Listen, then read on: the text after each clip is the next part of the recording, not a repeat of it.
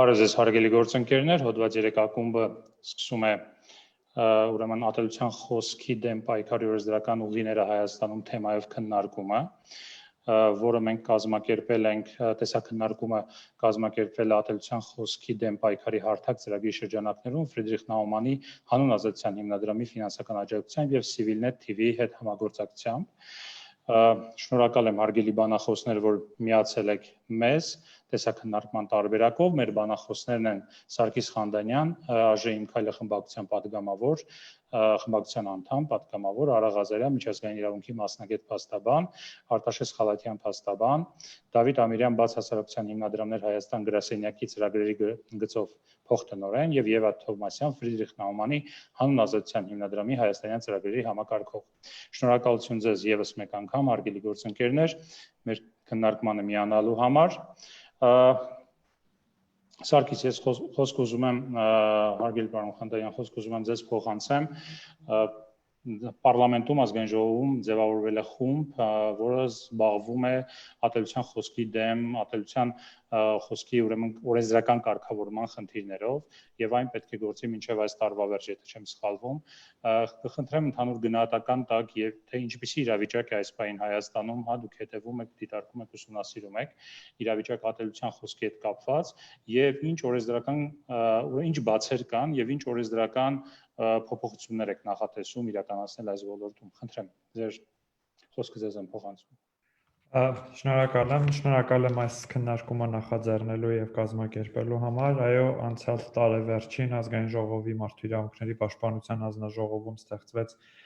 աշխատանքային խումբը, որը նպատակ ունի օրենսդրական բարեփոխումներ իրականացնել, որպեսզի Հայաստանում կանխարգելվի ատելության խոսքը հնարավորությունների սահմաններում։ Իհարկե ատելության խոսքը Հայաստանում նոր երևույթ չէ եւ ընդհանրապես այս երևույթը նոր չէ։ Պարզապես վերջին մի քանի տարվա ընթացքում մենք տեսնում ենք, որ հատկապես թվային տեխնոլոգիաների եւ սոցիալական ցանցերի զարգացման պայմաններում այդ խոսքի տարածումը ել ավելի է շատանում եւ վտանգավոր դառնում, որովհետեւ բոլորս գիտենք, որ ատելության խոսքը կարող է բերել ատելության հիմքով հանցագործությունների։ Նաև Հայաստանում անցյալ տարի մի շարք իրադարձություններ տեղի ունեցան, որով թիրախավորվեցին լրատվամիջոցները, քաղաքացիական հասարակության ներկայացուցիչները, հասարակական կազմակերպությունները, փաստաբանները եւ այն խմբերը, որոնք սովորաբար ենթարկվում էին մինչև այդ ատելության խոսքի թիրախում էին գտնվում։ Եվ մենք անհրաժեշտություն համարեցինք, որ սրա շուրջ քննարկումներ սկսենք եւ խումբը կազմված է падգամավորներից եւ քաղաքացիական հասարակության ներկայացուցիչներից, ինչպես նաեւ պետական եւ իրավապահ համակարգի մարմինների ներկայացուցիչներից։ Մի շարք խնդիրներ կան, որոնց մասին մենք փորձում ենք այդ հարցեր կան, որոնց փորձում ենք պատասխաններ գտնել, օրինակ թե արդյոք քրեականացումը այն ճիշտ ճանապարհն է, որով մենք պետք է կանխարգելենք ատելության խոսքը, արդյոք օրենսդրական բացը միայն քրեական օրենսգրքում է, թե քաղաքացիական հարաբերություններում եւս պետք է կարգավորումներ լինեն, արդյոք պետք է սահմանվի ատելության խոսքը։ Նաեւ ուսումնասիրում ենք միջազգային փորձը եւ փորձում ենք գտնել լավագույն տարբերակը այս խնդրին առնչվելիս։ Մեր գործընկերներից ոմանք, որոնք այս քննարկմանը մասնակցում են, եւս միացել են խմբին եւ մենք մեկ քննարկում արդեն ունեցել ենք։ Եվ մինչև տարեվերջ հուսով եմ կգանք ինչ-որ բանաձև կունենանք, որը հնարավորություն կտա մեզ արդյունավետ մեխանիզմներ գտնել ատելության դեմ պայքարում։ Ինչպես գիտեք, այս խնդրի առնչությամբ արդեն մեկ քայլ կատարվել է կառավարության կողմից, ազգային ժողովը ընդունել է կառավարության մշակած բռնության կոչերը քրեականացնելու նախագիծը, խտրականության հիմքով բռնության կոչերը քրեականացնելու նախագիծը, եւ այս աշխատանքները նաեւ շարունակում են կառավարության հետ։ Այսքանը թերևս։ Շնորհակալություն, շնորհակալ եմ հարգելի պարոն Խանդանյան, պարոն Ղազարյան, խոսքը ձեզ եմ փոխանցում, կխնդրեի որպես նաև իրավաբան գնահատեիք Հայաստանում ատելության խոսքի հետ կապված խնդիրները եւ նրբությունները նաև օրենսդրական կարգավորումներ մշակելիս, ինչի վրա պետք է ուշադրություն դարձնել, ինչի վրա պետք չի ուշադրություն դարձնել, ինչպես նաև մի փոքր ներկայացնեիք միջազգային փորձես առումով։ Ատելության խոսքը կարգավորելիս առավել դժվար է ոչ թե քրեական բնույթի այսպես կոչված ատելության խոսքը կարգավորել, այլ առավել դժվար է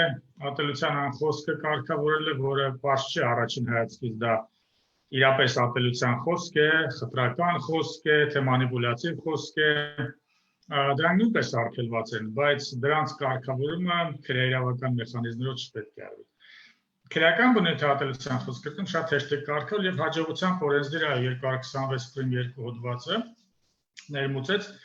դա շատ լավ լուծում էր առաջին անգամ սովորական հանցակազմին կպավ, այսպես ասած, խտրականության արգելքի հիմքերը։ Դա շատ լավ մոդել է։ Բայց իհարկե պետք է տեսնել, թե քաղաքացիական հարաբերություններում ինչպես է հնարավոր կարգավորել։ Բնականաբար, եթե մենք միտք ունենք կարգավորել ատելության շարժառիթով խոսքը, ապա ատելությունը ինքնին պահանջում է քրեական գործիքներ։ Ուստի քաղաքացիական տիրույթում մենք չենք կարող կարգավորել ատելության խոսքը այնպես, ինչպես հիմա արդեն արվում է։ Այստեղ պետք է ավելի նուրբ գործիքներ, ավելի բազմազան գործիքներ մշակել, այդ գործիքները տալիս է հակախտրականության ողջ կոնցեպտը իր բազմաթիվ գործիքներով, որը եւ միջազգային իրավունքը եւ տարբեր պետություններում ներպետական համակարգերը մշակել են։ Բայց մենք դա այսօր չենք կարող կիրառել, որտեղ մենք չունենք հակախտրականության մասին օրենք։ Երբ որ մենք ունենանք հակախտրականության մասին օրենքը, այդ օրենքը կտա բազմաթիվ գործիքներ, արդեն քաղաքացիական հարաբերություններում մենք կարող ենք հաջողությամբ պայքարել անհանդուրժողականության, ես չէի կոչի ատելության խոսք, այլ անհանդուրժողականության կամ խտրական խոսքի դեմ։ Այստեղ մենք կարող ենք կիրառել օրինակ ուղղակի ատելություն, անուղղակի ատելություն, ասոցիատիվ ատելություն եւ այլ նման խտրական բնույթի խոսքերի դեմ։ Այսօրվա գործիքներով դա շատ դժվար կլինի։ Սա առաջին մոտեցում։ Ուստի մենք պետք է ընդունենք հակախտրականության մասին օրենքը իր ողջ գործիքակազմով։ Երկրորդ պետք է բոլոր այն օրենքներում, որոնք կարգավորում են հրապարակային խոսքի դաշտը,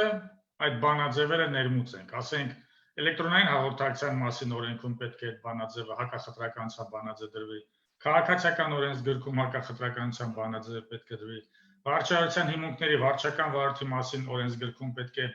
այդ բանաձևը դրվի, ԶԼՄ-ների մասին օրենքում այսինքն պետք է հակախտրականության բանաձևեր այս օրենքներում դրի, որպեսզի այս դաշտում մենք կարողանանք պայքարել խտրական խոսքի դեմ, այլ ես չէի կոչի ատելության խոսքի դեմ։ Այսինքն կա որոշակի մարտավարություն, մենք պարոն Խանդանյանի հետ քննարկել ենք։ Եթե այդ մարտավարությունը հաջողվի, ապա էապես կարելի է նվազեցնել ատելության խոսքի դրսևորումները։ Ատելություն բառը մենք կրկին որոշ պայմանականորեն ենք ասում, կարելի է դա ասել նաև անհանդուրժողական խոսք։ Ուստի ես ամփոփեմ, քրեական տիրույթում ճիշտ ճանապարհի վրա է օրենսդիրը, բացի այդ քրեական օրենսգիր նոր նախագիծը տալիս է շատ ավելի լավ գործիքներ, իսկ քաղաքացիական տիրույթում առաջին հերթին պետք է ընդունվի հակախտրականության մասին ընդհանուր օրենքը, որպես lex generalis, եւ հետո արդեն առանձին օրենքներում այդ բանաձևերը պետք է արդեն տեղադրվի։ Եվ այստեղ արդեն կիրառողները կարողանան հաջողությամբ պայքարել այդ վատ երևույթի դեմ։ Շնորհակալություն, պարոն Ղազարյան։ Պարոն Ամիրյան, խոսքը ձեզ եմ փոխանցում, որպես նաև ՀԿ սեկտորի ներկայացուցիչ, շատ հաճախ ատելության խոսքի, նաև խոսքի ազատության չարաշահումների բերումով եւ ատելության խոսքի ուրեմն թիրախում հայտնվում են տարբեր խմբեր, այդ թվում հասարակական սեկտորը, որպես այդ սեկտորի ներկայացուցիչ, այ ներքևից վերև, այսպես ասած, հայացքով ինչ կասեք այս խնդրի վերաբերյալ եւ ինչ լուծումներ կամ ինչ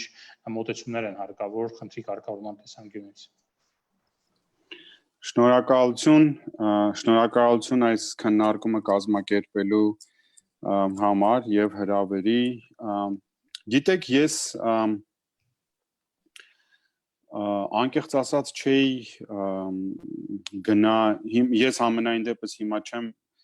վերլուծի իր իրավական ձևակերպումները եւ իր իրավական կարգավորումների կամ հակառակը օրենքի ուժով դրանք մեղմելու կամ սաստելու հարցը ես կարծում եմ որ շատ կարեւոր է որպեսզի օրենսդիրը եւ եթե հիմա նման գործընթաց է գնում լավ առիթ է ինձ թվում է փորձել վերլուծել ամբողջ այն մշակութաբանական եւ ստեղծված մթնոլորտը եւ միջավայրը որում որ մենք հիմա հայտնվել ենք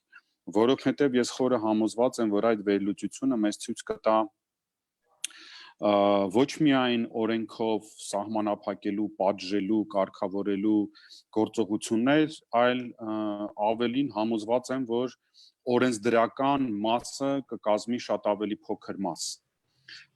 Օրենսդրական մասը կդառնա շատ ավելի փոքր գործիքակազմ, ինչը որ մենք կարիք ունենք այսօր պայքարելու ատելության խոսքի եւ հակախտրական եւ խտրական խոսքի դեմ։ Եվ ես ճիշտն ասած իմ շեշտադրումները այս տեսակետից կանեի։ Ես շատ կուզեի, որպեսզի մենք փորձեինք նաև խոսել ու հասկանալ, ինչու մենք ունենք այս իրավիճակը։ Ոնց ստացվեց, որ 2 տարի առաջ ամբողջ հասարակությունը դուրս եկավ իր արժանապատվության համար պայքարի եւ այդ արժանապատվության համար պայքարում չկար այդ ատելության խոսքը, չկար թշնամանքը։ Ինչպես եղավ, որ դրանից առաջ էլ 2 տարի առաջ, երբ որ մենք ունեինք կոռուպցիայի հետ կապված շատ լուրջ իրավիճակ, ապրիլյան պատերազմ, ելի մենք չունեցանք այդ ատելությունը եւ թշնամանքը։ Հասկանում եք, երբ որ կա ատելության խոսք, նշանակում է կա սուբյեկտ, որին ուղղվում է այդ ատելության խոսքը։ Այդ սուբյեկտները ստեղծվում են, իրանց դարձնում են ատելության թիրախ, որից հաջորդ քայլը արդեն խոսքն է, որը որ ուղղվում է այդ մարդկանց։ Մինչդեռ ընդամենը 2 տարի առաջ այս օրերին մեզ մոտ միայն սիրո եւ սերն ու հանդուրժողականությունն էր եւ արժանապատվություններ ու չկար որևիցե ատելության խոսք։ Նույնիսկ երբ որ կար ինչ որ անհատի մերժելը, միևնույնն է դա ատելություն չէր, այլ դա մերժումներ անարդարության եւ շահներ արժանապատվության։ Ու հետո ընդամենը ասենք 1.5 տարի հետո կամ կես տարի հետո 8 ամիս հետո մենք ունեցանք արդեն կոնկրետ թիրախներ եւ կոնկրետ ատելության խոսք։ Գիտեք, ես կարծում եմ, որ ոնց որ նշեցի, այդ օրենսդրական կարգավորումը մի փոքր գործիք է։ Շատ ավելի կարևոր է հասկանալ, ոնց մենք պիտի պաշտպանենք եւ քարոզենք ու խրախուսենք արժեքներ, որոնք դոմինանտ կգտնվեն եւ որոնց դոմինանտությունը արդեն զերծ կպահի ատելության խոսքից։ Ինչ գործ է պետք անել, ինչ աշխատանք չի արվել, որը որ ստեղծեց այս ատելության մթնոլորտը, որտեղ որ օրինակ հասարակական կազմակերպությունները, մարդիկ եւ կառույցներ, ովքեր դավանում էին նույն արժեքներին վերջի 20 տարվա ընթացքում, հիմա դարձան թիրախավորված։ Արդյոք օրենսդրական միջամտությունը հարցը լուծելու է։ Եթե մենք վերցնենք պատժենք ինչ որ մարդ, ես դեմ չեմ օրենսդրական կարգավորման, ուզում եմ ինչ ճիշտ հասկանալ։ Արդյոք, բայց եթե մենք ինչ որ մեկին վերցնենք պատժենք, քրեականացնենք եւ ենթարկենք քրեական պատասխանատվության,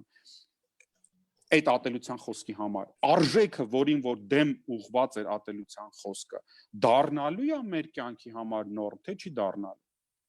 Ես կարծում եմ, որ սրանք շատ կարևոր հարցեր են, որոնք որ պիտի վերլուծվեն ու որոնց մասին որ պիտի բարձրաձայնի երևի թե հենց օրենսդիրը այսօր մեր երկրի ամենահեղինակավոր ամբիոնից։ Միգուցե սկզբի համար որպես ներածական խոսք այսքանը։ Այո։ Շնորհակալ եմ, պարոն Ամիրյան, Եվա Թովմասյան, Տիկին Թովմասյան, խոսքը ձեզ եմ փոխանցում, կխնդրեի նաև ձեզ համար որպես ֆիլիպինոամենի կազմակերպության համար ներկայացնեիք ինչու է կարևոր այս ծրագիրը, հա, Հայաստանում իրականացվելու տեսանկյունից, որպես ֆինանսավորող դոնոր կազմակերպություն, խնդրեմ, շնորհակալ։ Շնորհակալ եմ խոսքը ինձ տրամադրելու համար։ Նախքան սկսելը կուզենայի անպայման նաև շնորհակալություն հայտնել մեր գործընկերներին, հավասար իրավունքների հասարակական կազմակերպությանը այս արժեքների մեջ մեր կողքին լինելու համար եւ այս միջոցառման նախաձեռնությամբ հանդես գալու համար։ Մեզ համար մեր մասնակցությունը նմանատիպ ֆորմատներին ոչ միայն այն ֆինանսական աջակցությունն է, որը մենք տրամադրում ենք, այլ նաև մեր արժեքային ներգրավվածությունն է, որովհետև լինելով հանուն ազատության հիմնադրամը մենք համարում ենք, որ մարդու անհատի գերագույն արժեքներից մեկը իր ազատությունն է։ Իսկ ահա այդ ազատությունը վայելելու համար մարդը, քաղաքացին, անհատը պետք է զերծ լինի իր իրավունքների զանազան խախտումներից, հա, իր իրավունքների զանազան խախտումների հետ կյանքի այս կամ այն պահին բախվելուց։ Եվ ցավոք սրտի այսօր 21-րդ դարում մեր օրերում այսպես կոչված ատելության խոսքը դարձել է անհատի իրավունքների խախտման, հաճախ նաև մանիպուլյատիվ խախտման, որովհետև այսինքն անհատին նեղություն պատճառելու, հա, եթե ավելի անմիջական ձևակերպմամբ ասեմ, փաստը ունենք, բայց հաճախ զանազան պետական օրենսդրությունների պայմաններում անհատը անգամ չի կարող իրեն պաշտպանել, որովհետև օրենսդրական համակարգը չի արձագանքում եւ իրեն բավականաչափ պաշտպանության մեխանիզմներ գործիքներ չի տալիս, որպեսզի մարդը կարողանա զերծ մնալ իրեն ատելության խոսքի միջոցով ճնշելու զանազան գործողություններից։ Ահա սա էր երևի թե կարևորագույն կետը, որտեղ մենք համատեղ հիմք գտանք եւ որոշեցինք, որ այս միջոցառումը անպայման պետք է կյանքի կոչվի, միջոցառումների շարքը նույնիսկ։ Իսկ ինչ վերաբերվում է բուն ատելության խոսքի հետ կապված խնդիրներին, ես միանգամայն կհամաձայնվեի պարոն Ամիրյանի խոսքերի հետ, որ ատելության խոսքի դեմ պայքարը, ատելության խոսքի կանխարգելումը ոչ միայն օրենսդրական գործունեություն է, այլ նաև նամանավանդ հայկական հասարակության առանձնահատկությունները եւ անցած ճանապարհը հաշվի առնելով, դա ընդհանրացակ կրթական աշխատանք պետք է լինի հասարակության հետ, հասարակական կազմակերպությունների հետ, ամենատարբեր սեկտորների հետ պետք է ընդհանրացակ կրթական գործունեություն իրականացնել, ոչ միայն որպեսզի բացատրվի այն հանգամանքը, որ ատելության խոսքին պետք չէ դիմել, որովհետև դա խախտում է մեկ ուրիշի իրավունքը, այլ նաև ես այստեղ տեսնում եմ ճիշտ ասած մի քիչ ավելի առաջնային կարիք բացատրել, թե ինչ է ատելության խոսքը, բացատրել, թե որտեղ է այն կարմիր գիծը, որտեղ է այն սահմանը, որտեղ վերջանում է դիմացի արժանապատվությունը հարգելը եւ սկսվում է ատելության խոսքը։ Եվ սա շատ նուրբ ուղի է, որ պետք է անցնել համբերությամբ եւ ահռելի աշխատանք կա այս առումով անելու, որովհետեւ հաճախ մենք տեսնում ենք երևույթներ, որտեղ չոր քննադատությունը կարող է կասեցվել, ասելով, որ դա ատելության խոսք է, մենք չենք ուզում լսել ձեր չոր քննադատությունը, բայց իրականում երևույթների տարբերության շատ նուրբ սահման կա, որին պետք է տիրապետել, որպեսզի կարգ ու կանոնը գործի։ Եվ եթե թույլ կտաք, եթե ժամանակ չեմ խլում, մեկ այլ նկատառումով էլ կուզենայի խոսքս ամփոփել, այսօր ոչ միայն Հայաստանում, այլ նաև բազմաթիվ այլ հասարակություններում, թե Արևելյան Եվրոպայի, թե աշխարհի տարբեր այլ անկյուններում ատելության խոսքը դարձել է պոպուլիստ քաղաքական գործիչների կամ քաղաքական գործիչներ նույնիսկ չէի անվանի, պոպուլիստ գործիչների, պոպուլիստ դերակատարների հիմնական զենքը ժողովրդավարական բարեփոխումների, ժողովրդավարական ուղու եւ ազատության ուղու դեմ։ Եվ այս առումով էլ կարծում եմ չափազանց կարևոր է աշխատել ոչ միայն ատելության խոսքը կրթական ճանապարհով, ատելության խոսքի դեմ պայքարը կարևորելու ուղղությամբ, այլ նաև մտցնել կարևոր օրենսդրական փոփոխություններ, որոնք թույլ կտան պաշտպանված լինել եւ շարունակել հանուն ազատության, հանուն ժողովրդավարության գործունեությունը առանց վախենալու հանդիպել այլևայլ, չգիտեմ, մանիպուլատիվ կամ պոպուլիստական բախումների։ Շնորհակալություն։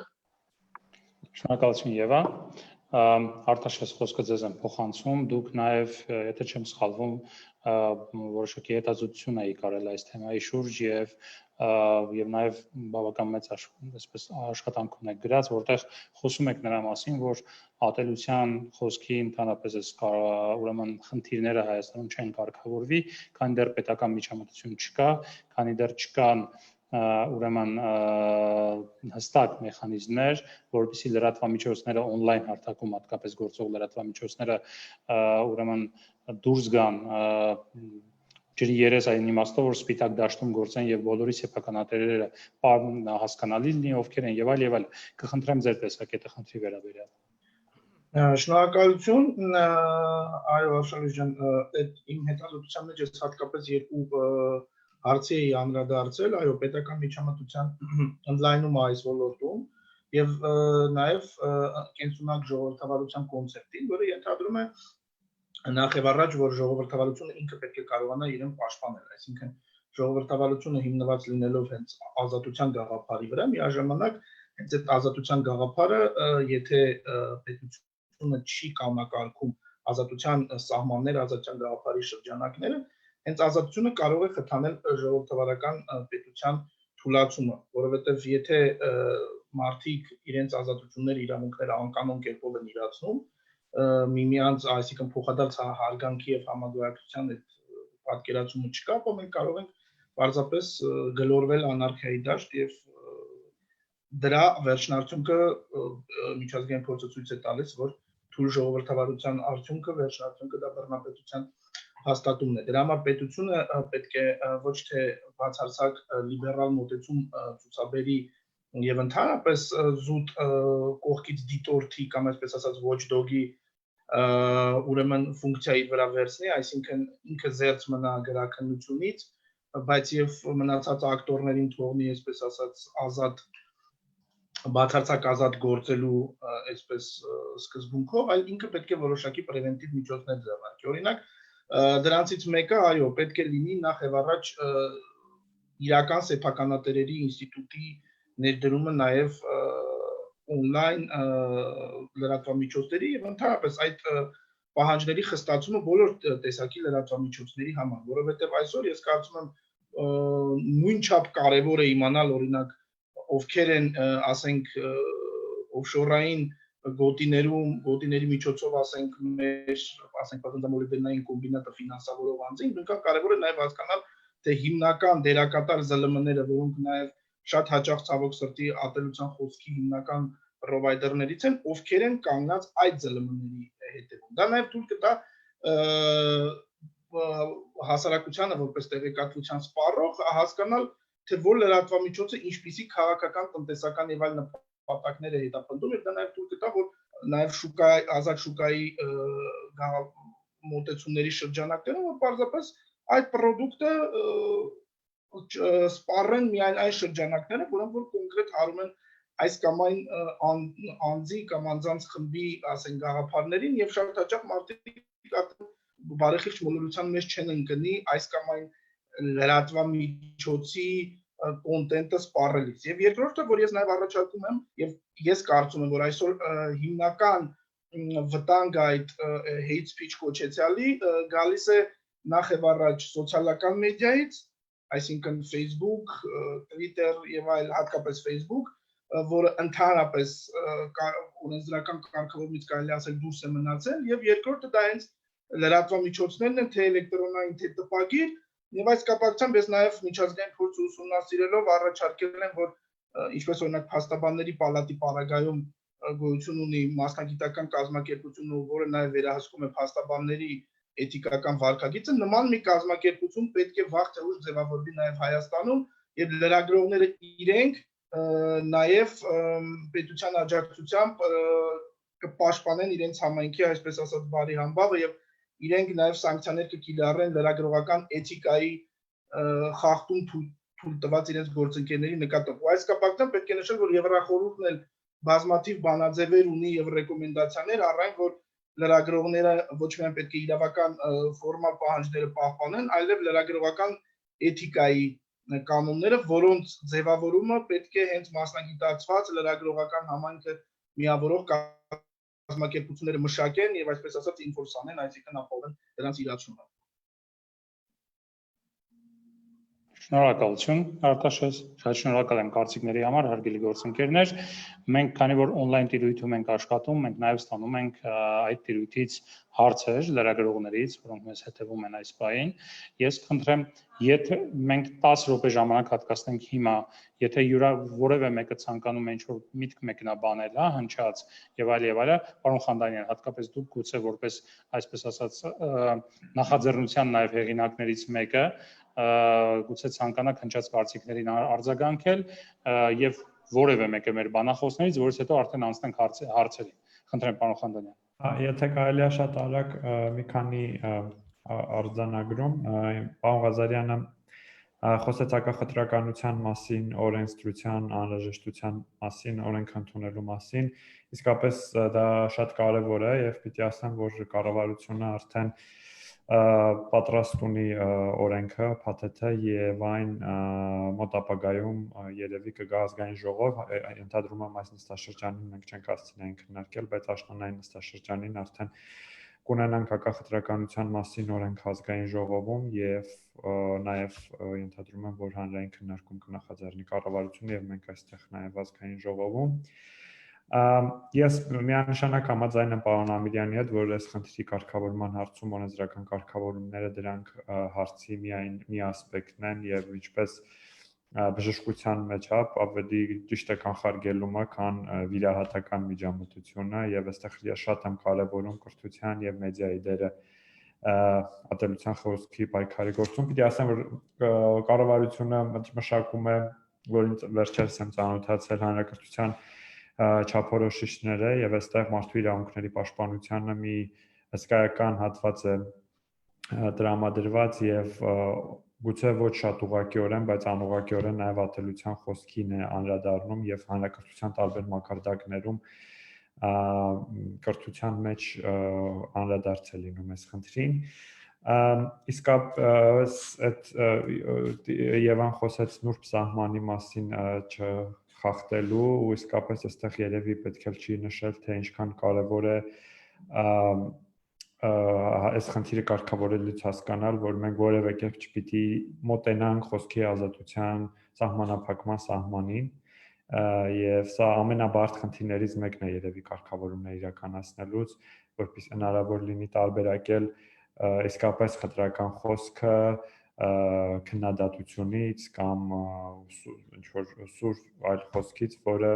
խոսքի ազատության, արտահայտվելու ազատության դրսևորում է։ Եվ վերջում նաև պարոն Խալափյանի նշած հարցերին անդրադառնամ ԶԼՄ-ների հետ կապված, մենք այս ազգային ժողովում աշխատում ենք մի փոքր խմբով զանգվածային լրատվության մասին օրենքի բարեփոխումների շուրջ եւ այս հարցերը եւս քննարկվում են այդ թվում եւ իրավական սեփականատերերի բացահայտման հարցի շուրջ, ինչպես գիտեք, մի օրինակ հանքարդյունաբերության ոլորտում այդ մեխանիզմները ներդրված են պետք է տեսնենք թե ինչպես են գործում, բայց նաև մտածում ենք, որ այլ ոլորտներում եւս սա արդյունավետ կլինի, այդ թվում եւ զանգվածային լրատվության ոլորտում, եւ նաև կառավարությունը, ինչպես գիտեք, մտադիր է քայլ առ քայլ գնալ դեպի համընդհանուր եկամուտների եւ շահերի հայտարարագրման գործընթացին, ինչը եւս կարող է արդյունավետ լինել հասկանալու տվյալ լրագրողների, լրատվամիջոցների շահերի եւ ուրեմն էթիկական բախումների մասին եւ իրականում Հայաստանում կա էթիկայի մարմին, բայց որը բավականին անարդյունավետ է գործում եւ կարծում եմ այստեղ մենք պետք է օրենսդրական մեխանիզմներ մտածենք թե եւ այլ մեխանիզմներ թե ինչպես կարող ենք նմանատիպ մարմին ունենալ, որը կարողանա արձագանքող լինել լրատվամիջոցներում հրապարակվող խտրական խոսքի դրսևորումներին կամ ատելության խոսքին։ Այսքան երևի շնորհակալություն։ Շնորհակալություն։ Կարելի է։ Ներողություն, Եվան սկզբից հետո դուք պարոն Ղազարյան։ Ուղղակի ինձ նախորդ իմաց տվեք, որ ցանկանում եք, խնդիր չկա։ Ես սիրով կզիջեմ հերթը պարոն Ղազարանին, եթե անհրաժեշտություն կա հենց հիմա այդ ասելիքը շեշտելու։ Չէ, խնդրեմ։ Շնորհակալ եմ։ Ես նախապես շատ հակիրճ կլինեմ, պետք է ներողություն խնդրեմ թեման մի փոքր մասնավորեցնելու մասին, բայց այստեղ շատ զգայուն արտահայտություն արվեց պարոն Խալափյանի կողմից եւ աշխատանքի բերումով ես սկսել եմ շատ նկատի լինել նման արտահայտությունների դեմ, որովհետեւ նկատմամբ ոչ թե դեմ եւ քանի որ մեզ լսում է նաեւ մեր լսարանը, ինձ կարեւոր է նաեւ դրան անդրադառնալ։ Այստեղ խնդիրը ինձ թույլ կտամ նկատել, որ թերևս ոչ թե լիբերալ չլինելու եւ մի քիչ ավելի հետեւողական լինելու մեջ է, լիբերալ արժեհամակարգը ոչ մի կերպ չի հակասում ատելության խոսքի դեմ պայքարին ամենատարբեր մակարդակներում, որովհետեւ լիբերալ արժեհամակարգի կենտրոնում ընկած կարևորագույն արժեքներից մեկը իրավունքի գերակայությունն է։ Եվ այնտեղ որտեղ իրավունքը խախտվում է, բնականաբար քաղաքացին պետք է պաշտպանված լինի եւ պետք է պաշտպանված լինի իրեն հասանելի ամենատարբեր միջոցներով եւ այստեղ պետության խնդիրն է նաեւ քաղաքացուն տրամադրել իրեն պաշտպանելու այդ մեխանիզմներն ու միջոցները։ Մենք լինելով լիբերալ հիմնադրամ, այսօր ոչ միայն Հայաստանում, նաեւ աշխարհի ամենատարբեր երկրներում կանգնած ենք ատելության խոսքի դեմ պայքարին, խորհրդատվությամբ, կրթությամբ օգնում ենք ոչ միայն քաղաքացիներին, այլ նաեւ պետական համակարգի ամենատարբեր պաշտոնյաներին եւ որոշումներ կայացնողներին, այնպես որ կարծում եմ այստեղ լիբերալիզմը կանխարգելելու խնդիր չունենք, պարզապես իրավունքի գերակայությունը ապահովելու խնդիր ունենք։ Շնորհակալ եմ։ Շնորհակալություն, պարոն Ղազարյան, խնդրեմ։ Գիտեք, երբ խոսվում է կարգավորման մասին, այսինքն որ պետությունը պետք է իր ձեռքը վերցնի որոշակի։ Ընդհանրապես ինչն է պատճառը, որ ամբողջ աշխարհում չեն շտապում ամբողջությամբ sense մտնելու կարգավորելու ատելության խոսք։ Պատճառը ազատ խոսքն է։ Բոլորը հասկանում են, որ շատ զգուշ պետք է այդ դաշտը մտնել։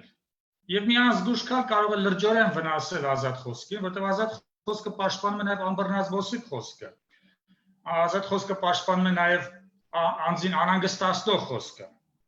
Նույնիսկ ինչ որտեղ ինտրիգները, օրինակ ինտրիգը լրագրողական կատեգորիա է։ Նույնիսկ ինչ որտեղ վուլգար արտահայտությունը կարող է պաշտպանված լինել ազատ խոսքով։ Նայած թե ինչ է դրված նժարին, ոնց որ ասում են։ Դրա համար ամբողջ աշխարհում հասկանում որ պետք է շատ զգուշ լինել այս դաշտը մտնելուց։ Եվ միակ բաժանար գիծը դա նախապաշարմունքն է։ Երբ որ սուր քննադատությունը արվում է ոչ թե ինչ որ կարևոր նպատակի համար, զուտ համար որ անձին վիրավորեն։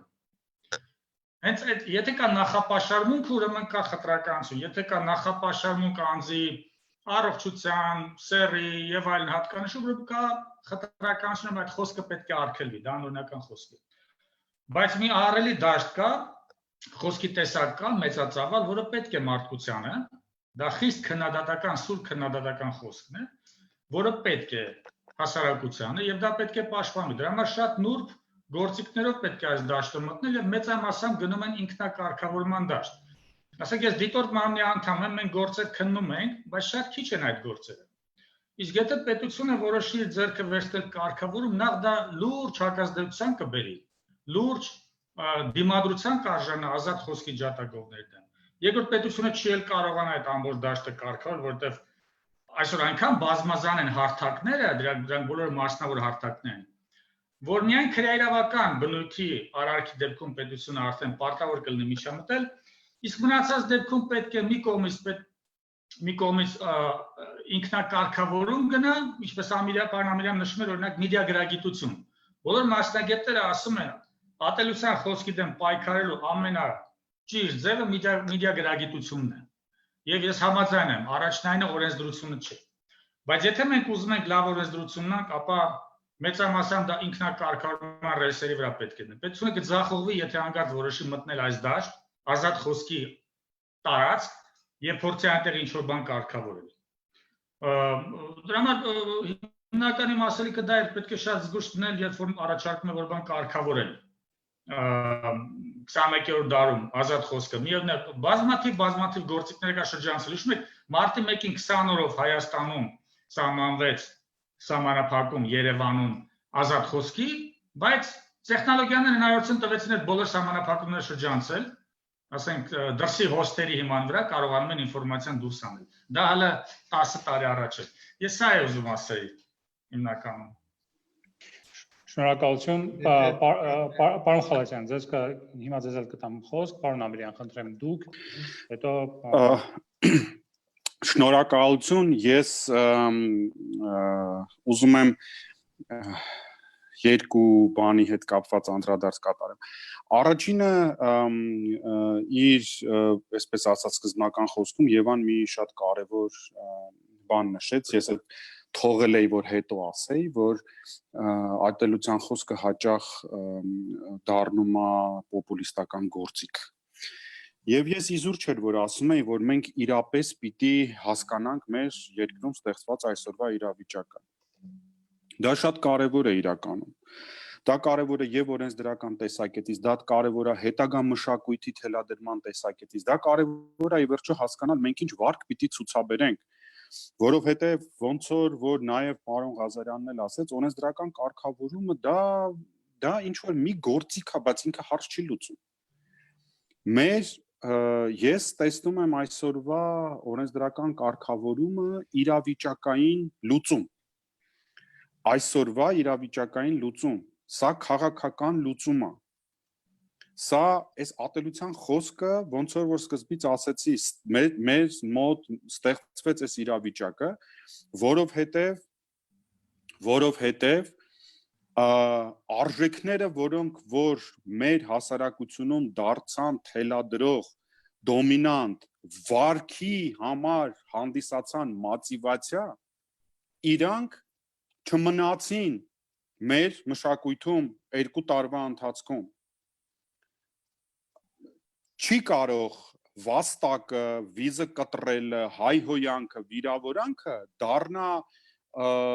հարց քննարկելու, թե դա արդյոք խոսքի ազատություն է, թե խոսքի ազատություն չի։ Այդ բառակապակցությունները, եթե մենք գնում ենք այդ ուղղությամբ, մենք ոչ միտեղ չենք հասնում։ Ինչի դրանք ծնվեցին, որովհետև այդ արժեքները սկսեցին նահանջել։ Միդիագրագիտությունը, բուհերում կրթությունը, դպրոցներում կրթությունը, չափորոշիչները, այս ամեն ինչը սա գնում է 5, 10, 20 տարվա կտրվածքով։ Մենք պիտի խոսենք այսօր եւ այսօրվա շարունակությունը։ Մենք քաղաքական իրավիճակային լուծում չպիտի տանք հիմա այս հարցին, այլ մենք պիտի տանք հիմա ուրիշ լուծում։ Մեր հասարակությանը բնորոշ չի եղել, սա մեր մենտալիտետը չի, այս ատելության խոսքը։ Նորից եմ ասում, սա լուրջ վերլուծության առարկա է, որը պետք է անել։ Երբ որ դուրս էինք եկել 18 թվին, մերժում էինք ինչ-որ մեկին, այդ մեկին չենք ատում։ Հետո, երբ որ տեղը եկավ, որ պիտի քաղաքական ուժերը, մարդիկ, կուսակցությունները, իշխանությունը շարունակեր, պաշտպաներ ու վեր կենար ու ասեր, այո, ես հակախտրականությանն եմ գնում, ես սա եմ պաշտպանում, ես պիտի անեմ անցումային արդարադատություն, որ վրեժխնդրություն չլինի։ Ես հասկանում եք, կադրային ջարդը չեղավ, որովհետև սիրո եւ հանդուրժողականության հեղափոխության գաղափարախոսությունը բերեց, հիմնավորվեց, բայց ընդամենը 2 տարի հետո հայտարարվեց, որ ընդհանրապես ամբողջ պետական համակարգը դեմ է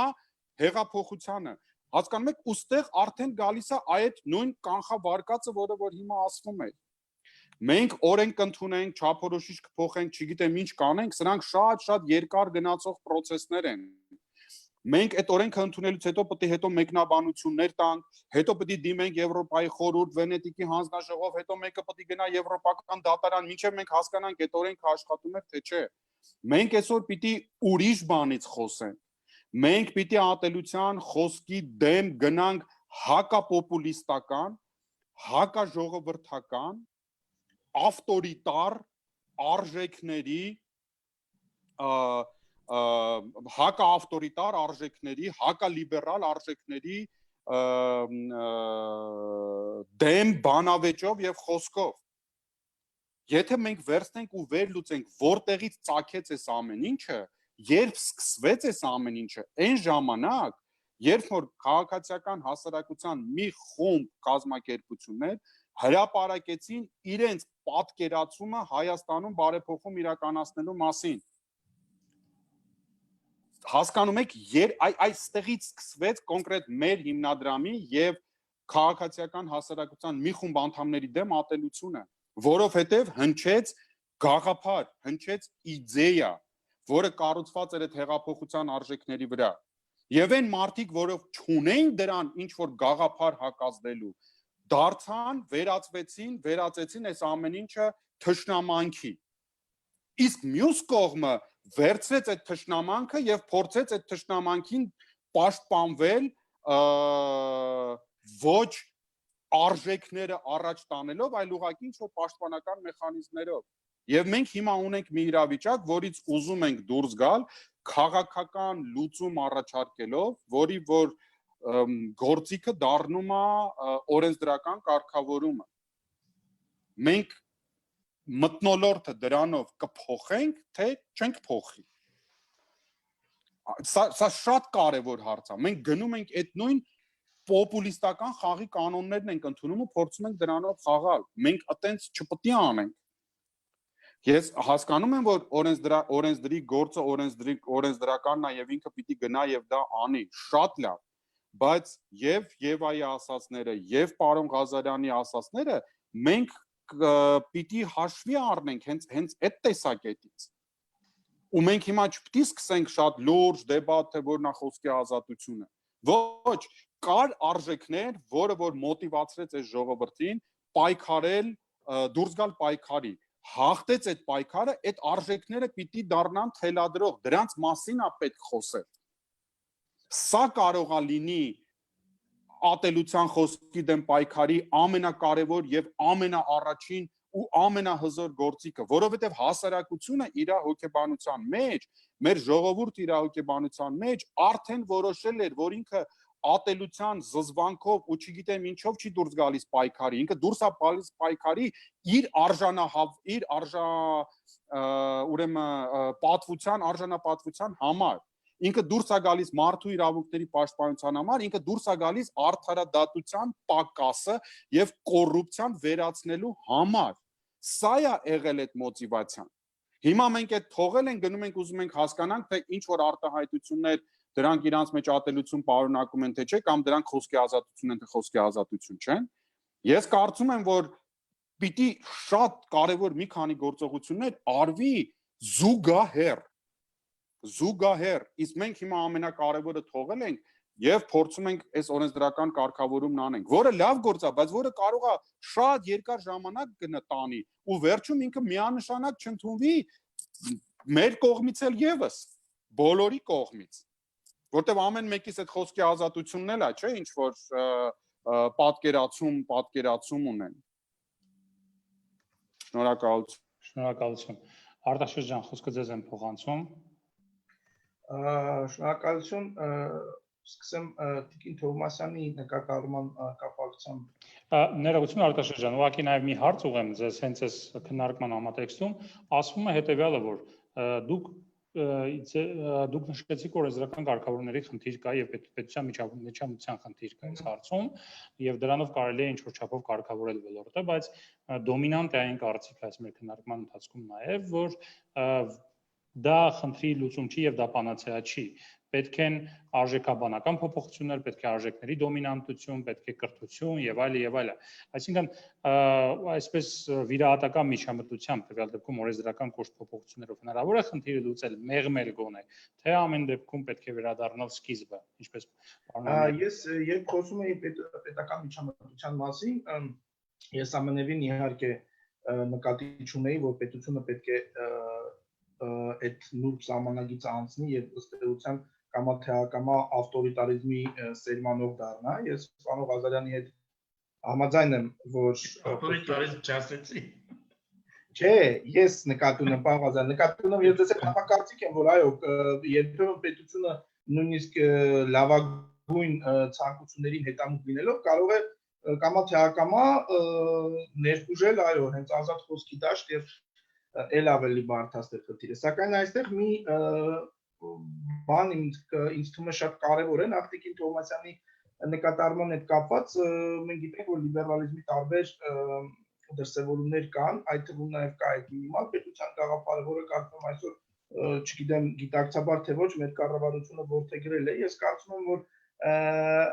գործիքակազմի տեսանկյունից լիբերալիզմը տարբեր հնարավորություններ է առաջանում, ես կարծում եմ, որ ավելի ակտիվ պետական միջամտությունը այստեղ կարևոր գործիք կարող է դառնալ, բայց բնականաբար խոսքը չի վերաբերում նրան, որ լիբերալիզմը ինքը իրավունքի գերակայությունը հերքում է, նման բան չկա, ընդհանրապես իրավունքի գերակայությունը ժողովրդավարական բոլոր գաղափարախոսությունների հիմքում ընկած է։ Պարզապես այստեղ պետական քաղաքականության հարցն է, որ ես ասում եի բացարձակ լիբերալիզմից պետք է անցում կատարել ավելի ակտիվ պետական մասնակցություն։ Այլ հարցը այստեղ, որ տեսեք, ընդհանրապես ամբողջ հասարակության կարգավորումը, հա, պետության կողմից տարբեր շահերի համադրման վրա է հիմնված, հա, այդ որ ասում են fair balance, հա, երբ որ նաև մարդու իրավունքների եվրոպական դատարանի այդ կոնցեպտը օգտագործում է։ Հիմա այսօր մենք ունենք հետևյալ խնդիրը, որ ըստ էության ատելության խոսքը հատկապես համացանցային տիրույթում ստացել այնպիսի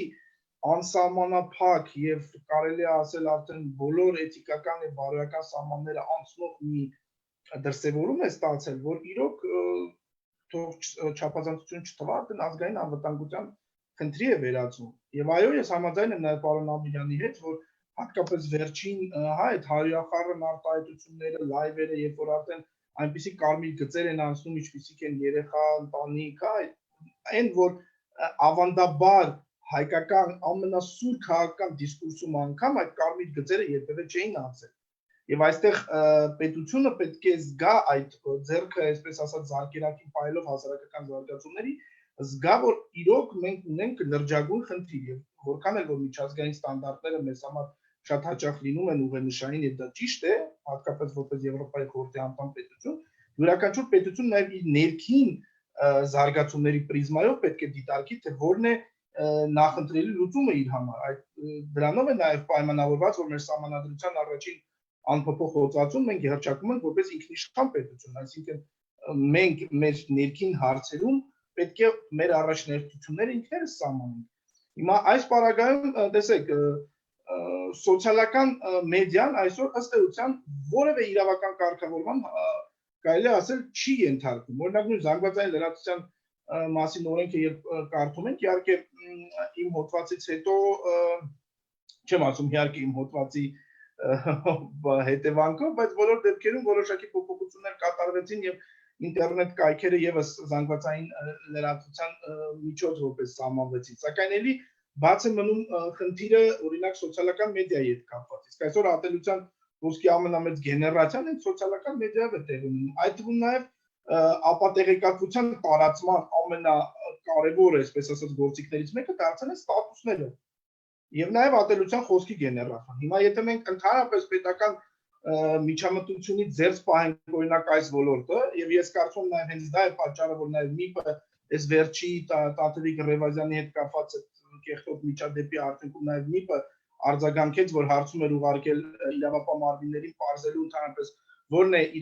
սոցիալական մեդիայում այդ անթույլատրելի խոսքի վերաբերյալ իրավական պրակտիկայում կիրառվող ուղենիշը իրավապահ մարմինների կողմից, օրինակ սկսել է կիրառվել խուլիգանության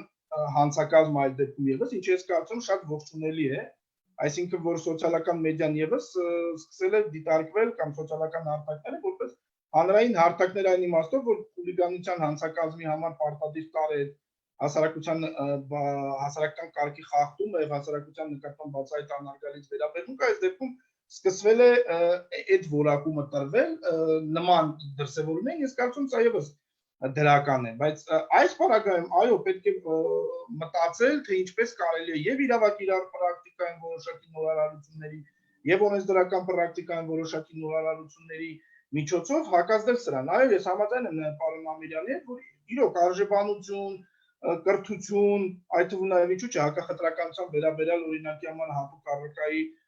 ներմուծում եւ բուհերում եւ ասենք դպրոցներում դա ամբողջը կարեւոր է, բայց դա ավելի շատ ռազմավարական նպատակ է հետապնդում եւ երկարատև գործընթաց է իրենից ենթադրում։ Իսկ մենք այսօր նաեւ ունենք կետային, տեղային լուծումների կարիք, բառից լավ իմաստով, ոչ թե նկատի ունեմ այսպես անպատասխանատու այս ռոպեական որոշումներ կայացնել, այլ ուղղակի մենք այսօր խնդիր ունենք, ասենք ես անձամբ երբեմն այս սոցիալական ցանցեր մտնելուց հետո տեսնում եմ, որ ոչ թե ստանում եմ տեղեկատվություն, այլ ընդհակառակը ստանում եմ բազմաթիվ բացասական էմոցիաներ եւ ստանում իրականում ապատեղեկատվություն։ Իմ կարծիքով անվերահսկելի տեղեկատվական հոսքերը, երբ պարզապես հասարակությանը ապա տեղեկատվություն է մատուցում, դա որևէ կերպ չի տարբերվում գրաքննությունից։ Այսինքն մարդու տեղեկատվություն ստանալու իրավունքը խախտվում է եւ այն ժամանակ, երբ նրան որևէ տեղեկատվություն բացի պաշտոնականից չի մատուցվում, եւ այն ժամանակ, երբ որ մարդուն կներեք արտահայտությանս համար տեղեկատվական աղբ է մատուցվում, այսինքն այս դեպքում եւս մարդը մնում է ապա տեղեկացված։ Այսինքն սա երկուսն էլ իմ կարծիքով ավտորիտար սաղմեր ունեցող զարգացումներ են։ Եվ հատկապես Եվրախորհրդի մի շարք բանաձևեր կան, որոնք հստակ այնտեղ սահմանվում է, որ օրինակ լրագրողները չեն հանդիսանում տեղեկատվության իրավունքի սեփականատերեր, այլ նրանք պրովայդերներ են տեղեկատվություն ստանալու եւ տարածելու մարդու, քաղաքացու եւ հասարակության, այսպես ասած, կոլեկտիվ իրավունքի։ Այսինքն սա նշանակում է, որ նրանք ունեն նաեւ էթիկական պարտավորություն, օրինակ հասարակությանը մատուցել բարեկիրթ, պատշաճ, էթիկապես գրագետ, այլոց իրավունքները չվիրավորող տեղեկատվություն եւ կարծիքներ։ Նույնը նաև վերաբերում է այսպես կոչված սոցիալական ցանցերի ստատուս գրողներին եւ այլն եւ այլն։ Եվ անտեսել սա կարծում եմ շատ վտանգավոր է։ Իհարկե պետք է այնպես անել, որպեսզի մենք չդառնանք ազատ խոսքի, այսպես ասած, առումով նահանջ ապրած պետություն, հատկապես որ 18 թվականի քաղաքական այս արմատական փոփոխություններից հետո մենք այս հարցում զգալի առաջընթաց ունենք։ Բայց ես իմ հոդվածում էլ էի նշել, որ միգուցե հարևանցի, կողքից նայողի համար թվում է թե Հայաստանում այդ հարցը այսպես զուտ բանի միջազգային ստանդարտներում ավելի բարձր հորիզոնականներ գրավելու արդյունքում մեզ մոտ ազատ խոսքը այսպես ծաղկում է ապրում եւ հարցը լուծված է, բայց ներսում մեր քաղաքական սոցիումի ներսում մեզ համար հայաստանցիներիս համար հասկանալի է, որ ինչ որ մի բան այն չէ։ Այսինքն դժվար թե մենք ազատ խոսքի տակ նկատի ունենք այս անպատասխանատու եւ բացարձակապես անհարգալից վուլգար խոսքի այսպես մեծ շրջանակով տարածումը։ Շնորհակալ եմ ձեր կարծիքի համար։ Մի հատ կարճ ռեմարկ կարելի է անել։ Կարելի է, բայց եթե շատ կարճ է, որովհետեւ հարցեր կան, որ պետք է ուղղել։ Պարոն Անդրեյան, խնդրեմ։ Ատելության խոսքի, այսպես ասած, գենեզիսը, որ մենք հիմա ուսումնասիր ենք։ Տեսեք, իմ կարծիքով, ինչի մենք չենք ոնց կլիներ, եթե մենք ինչ պետք էր անել, որ մենք չունենայինք այսօր այս իրավիճակը։ Հեղափոխությունից հետո հայտարարված արժեքները սկսել կոչել կյանքի։ Այսինքն, եթե այդ արդարադատության պահանջը բավարարվեր, եթե իրականացվեր այդ նույն անցումային արդարադատությունը ու ցույց տրվեր մեր երկրի անցած ճանապարհը, ինչի ենք մենք հասել այսօր այս վիճակին, առանց ինչ որ կոնկրետ մարդու մեղադրելու, առանց ինչ որ մարդկանց նկատմամբ թշնամանք ցույց տալու համակարգը ոնց է աշխատել, իրականությունը ցույց տալ, ու այսօր պարզվում է, որ մենք անցումային արդարադատության կարիք ունենք ոչ միայն դատաիրավական համակարգում, դատարան, դատախազություն, քննչական ոստիկանություն եւ այլն, այլ ունենք այդ անցումային արդարադատություն կրթության ոլորտում, որ պետք է արվել ու հասկանալ մեր կրթության համակարգը ինչն է։ Մենք այսօր չենք ունենա թիրախավորված մարդիկ, ովքեր որ շարունակում են խոսել այդ արժեքների եւ այդ արժեքները կյանքի կոչելու մասին։ Այսինքն ոչ մեկ հիմա չէր վեր կենա ասել, այ դուք այս կոնվենցիան վավերացրեցիք, վաղն էլ մյուսն եք վավերացնելու, հա, Լանսարոտի կոնվենցիան, Ստամբուլյան կոնվենցիան, դուք մեր երեխեքին այլասերում եք։ Ոչ, երբ որ բացատրվեր, որ տեսեք, էսա մեր հանցագործությունների ստատիստիկան, այսքան չի բացահայտվել, այսքան կոծկվել է, այսքան էսա եղել եւ այլն եւ այլն եւ այլն, դրա համար մենք հիմա գնում ենք փոխել մեր հասարակությունը։ Ու մեր երկիրը սենց ենք պատկերացնում 5-10-15 տարի հետո, եւ սա է արժեքները, որից մենք հետ չենք կանգնելու։ Մենք չենք ունենա այսօր այս իրավիճակը։ Այդ երբ որ սահմանադրական բարեփոխումների հետ կապված, դատական բարեփոխումների հետ կապված որոշվեց արվի հանրակրվե, այդ արժեքները պաշտպանելու համար էր, չէ՞։ Հասկանում եք, մեխանիզմները եղել են, մեխանիզմները կան, process մենք չենք կարող Իրան հիմա մերժենք, մենք չենք կարող Իրանից հետ կանգնենք, մենք ու մենք հիմա այդ ամեն ինչը թողում ենք ու սենց արագ ուզում ենք մի հատ իրավիճակային լուծում տանք, քաղաքական մի հատ լուծում տանք ու ասենք մենք այդ լուծել ենք։ Ինքը արդյունավետ չի լինելու։ Եկեք տեսեք, այսինքն ինքը որպես գաղափար շատ լավ է, բայց կիրառելիության տեսակետից։ Եկեք մի հատ տեսնենք, քանի գործ է հարուցվել ոստիկանությունում այդ ատելության խոսքով, սպառնալիքով, որը ավարտվել է ինչ որ մեկին պատասխանատվության ենթարկելով։ Մեր գրասենյակ ոստիկաններն եկել են, ամեն ասած բառը, որ մեր հասցեին ասվել է, իրանք ասել են, այդտեղ որևիցե հանցակազմ չկա։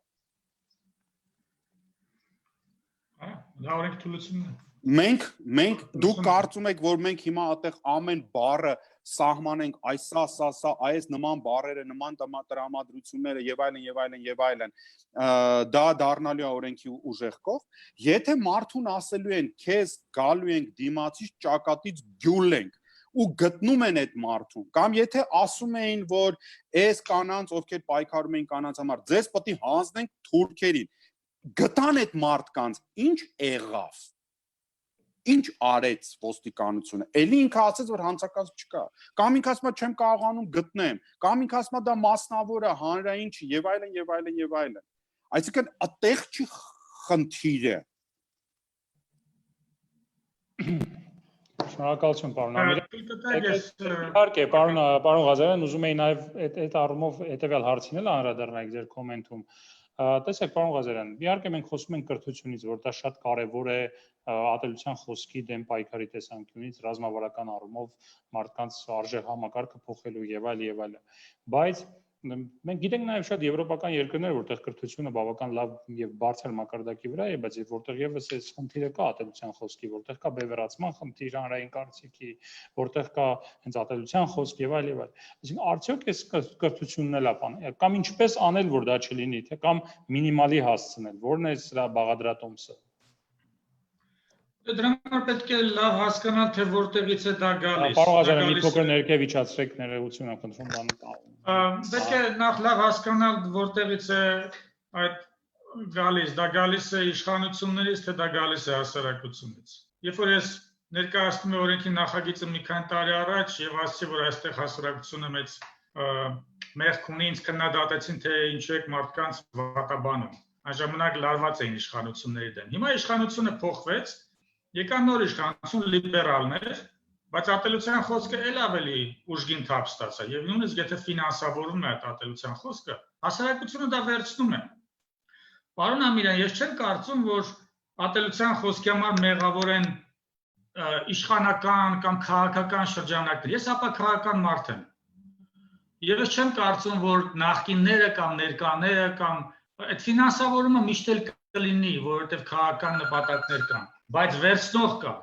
Ես կարծում եմ ամենամեծ խնդիրը մեր հասարակության մեջ է։ Ես ունեցել եմ տասնյակ դատական գործեր միջև իշխանափոխությունը։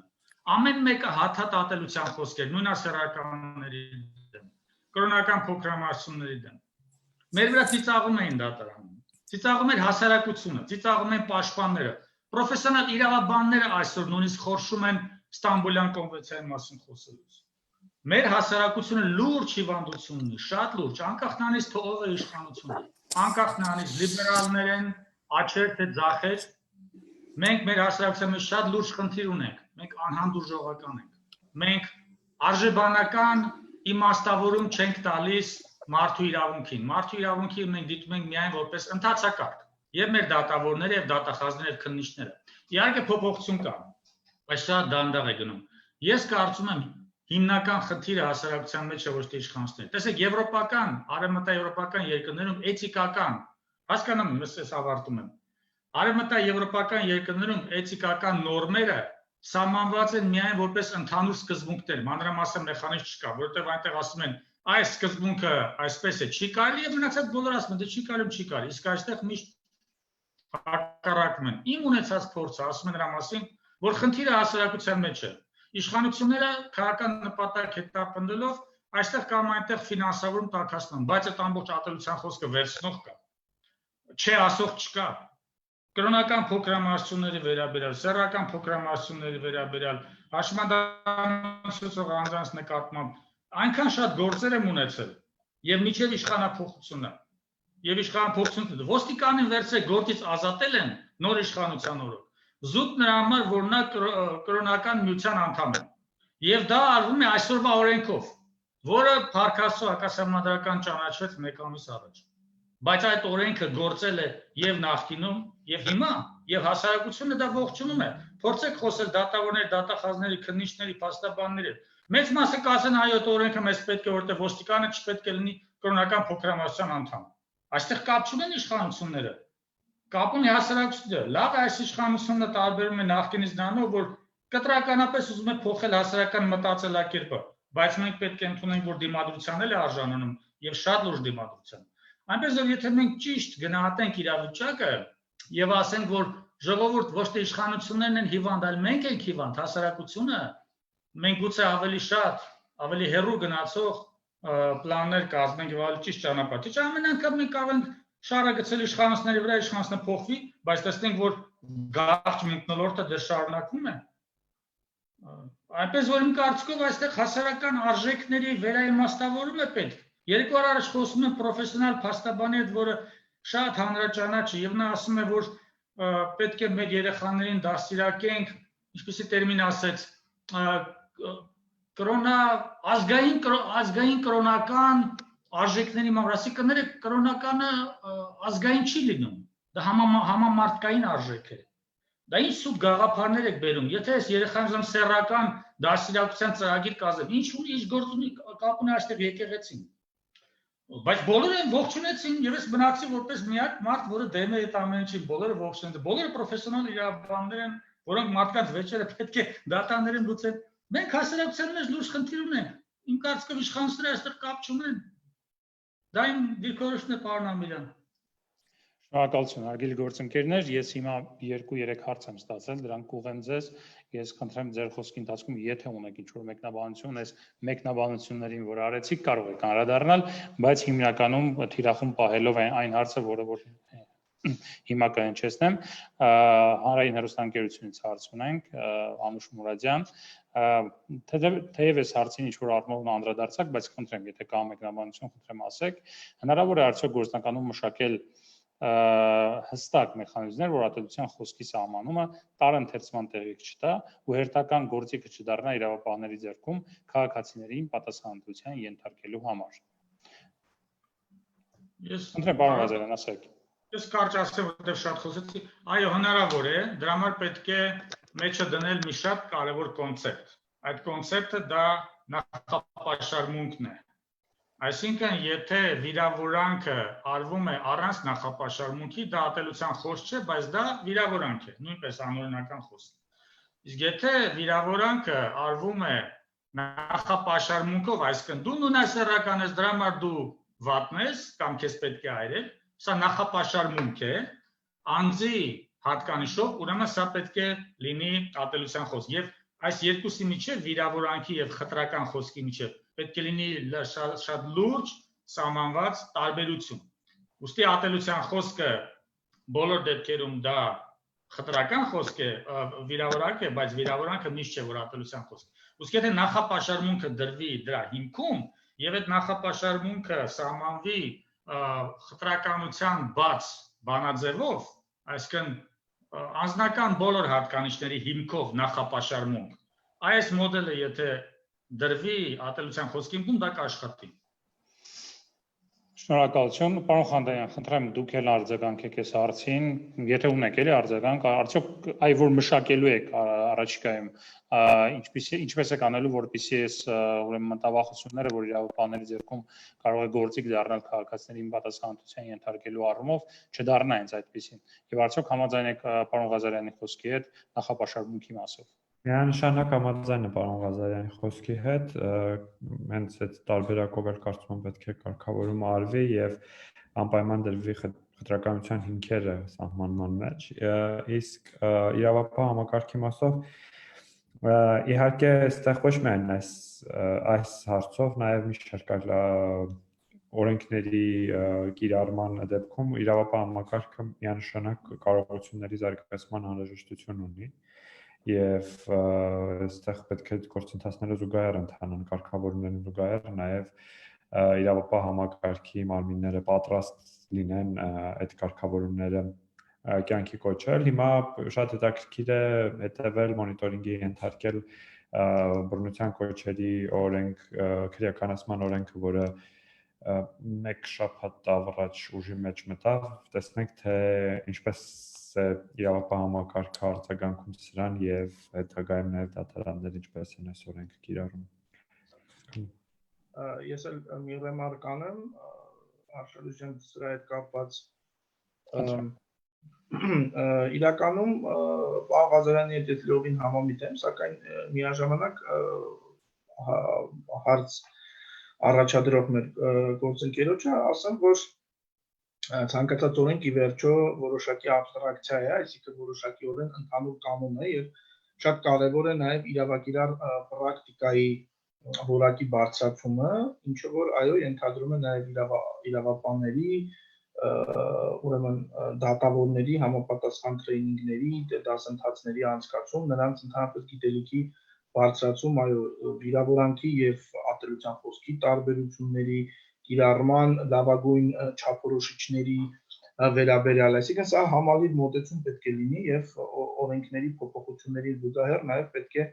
իրավակիրառ մարմինների կարողունակության բարձրացման ուղղությամբ որոշակի քայլեր ձեռնարկեն պետության կողմից։ Շնորհակալություն կան բանախոսներ, որ ցանկանան մեկնաբանել հարցը։ Պարոն Ամիրյան, խնդրեմ։ Ես ճիշտ ասած ուզում եի արձագանքել պարոն Ղազարյանի արտահայտությանը, որ հասարակությունն է, մեր հասարակությունն է հիվանդ, բացարձակապես համաձայն չեմ, կատեգորիկ համաձայն չեմ։ Ես շատ ցավում եմ, բայց ես դրան ունեմ շատ օբյեկտիվ հիմքեր հասկանալու համար, ինչի մեր փաստաբանները, դատավորները, դատախազները, մեծ մասը, ոչ բոլորը, բայց կարող է ունեն խտրական վերաբերմունք մարդկանց ինչ որ առանձնահատկությունից ելնելով։ Կլինի դա իր սանրվածքը, կլինի իր սեռը, կլինի իր ինքնությունը, կրոնական պատկանելությունը եւ այլն եւ այլն։ Եվ ես իրականում անկեղծ պիտի ասեմ, որ ես շատ ցավում եմ, որ մեր փաստաբանական պալատը իմ անձնական որպես քաղաքացի զոտ տեսնելով թե մամուլում ինչ է խոսվում, ինչ դիրք ունի այս հարցերի վերաբերյալ։ Սա իհարկե բերում է մի ուրիշ մտքի, որ պետքա երևի երկրորդ փաստաբանական պալատը ունենալ կամ երրորդ, բայց այդ ուրիշ հարց է։ Պարոն Ամիրյան, դա պալատը չի, դա փաստաբանների պալատի նախագահի անձնական կարծիքն է, դա պալատը չի։ Okay, ես ինչ եմ ուզում ասել։ Ես հակառակը գտնում եմ, որ մեր հասարակությունը ինքը շատ ուրեմն հարգանքի արժանի հասարակություն է։ Ինչի եմ ես դա գտնում, որտեղ հասարակությունը վերջի 25-30 տարվա ընթացքում ամեն ստեղծված առիթի ժամանակ, իսկ դրանք եղել են հիմնականում ընտրությունները, դուրս է եկել եւ փորձել է իր արժանապատվության համար պայքարի եւ տեր կանգնել։ Եվ մեր հասարակությունը, ոնց որ աշխարհի բոլոր հասարակությունները, մի քիչ ավել, մի քիչ քիչ, հաշվի առնելով նաեւ այսօրվա տեղեկատվական ուրեմն տեխնոլոգիաները եւ նորից գնամ այն ինչ որ Եվան ասեց, այդ պոպուլիստական, հա, ուրեմն հռետորաբանությանը ենթարկվում են եւ կարող են որոշակի ազդեցություն կրել։ Բայց ես ուզում եմ երկու օրինակ բերեմ։ Առաջինը դա 16 թվականի ապրիլյան պատերազմն է, որ մինչև 16 թիվը, չգիտեմ, 20 տարի ասում էին, որ պետք չի քննադատել օլիգարխներին ու մնացած ամեն ինչը, իրանք մեկա բանակը, ամբողջ փողը գնում է բանակ, ռուսները եւ այլն եւ այլն եւ այլն, 16 թվականին մեր ամբողջ հասարակությունը ցույց տվեց, որ ինքը ուրիշ դիրքորոշում ունի դրա վերաբերյալ, երբ որ ինքը սկսեց խոսել կոռուպցիայի մասին։ 18 թվականը մեր հասարակությունը դուրս եկավ փողոց,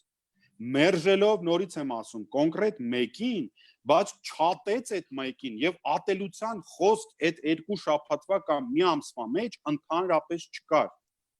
Հետո պետք եղավ բերել այդ ատելության խոսքը ինչ որ մարդկանց կողմից թիրախավորելով անձերին, կազմակերպություններին, անհատներին,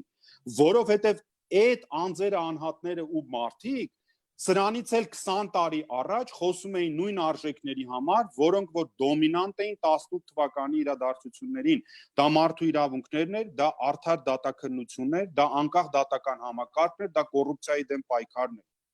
Այսինքն մեր հասարակությունը մեծ մասով սրանց է հետևում։ Ճիշտ է, երբ որ դու հասարակությանը ասում ես, գալիս ես ասում ես, այ տես քո ընտանիքի հետ ինչ է լինելու, սա արդեն դառնում է պոպուլիստական, որ երբ որ դրան գալիս է գումարվում է մտածած ստեղծված ամբողջ մթնոլորտը, օբյեկտիվ կարող է դա սաղմեր ունենա։ Այսինքն եթե մենք այսօր նայում ենք այդ նույն կեղծ բաները, հա, լուրերը, մենք երբ որ նայում ենք այսօրվա քաղաքական իրականությունը պատմականորեն դա ոնց է եկել, մենք նույնը ունենք այսօր։ Գիտլերը եղել է այդ կեղծ լուրերի, կեղծ նորությունների կնքահայրը։ Այդ նույն ձևով կառուցվել են, այդ մարդկությունը այդ ամեն ինչի մեջով անցել է։ Շատ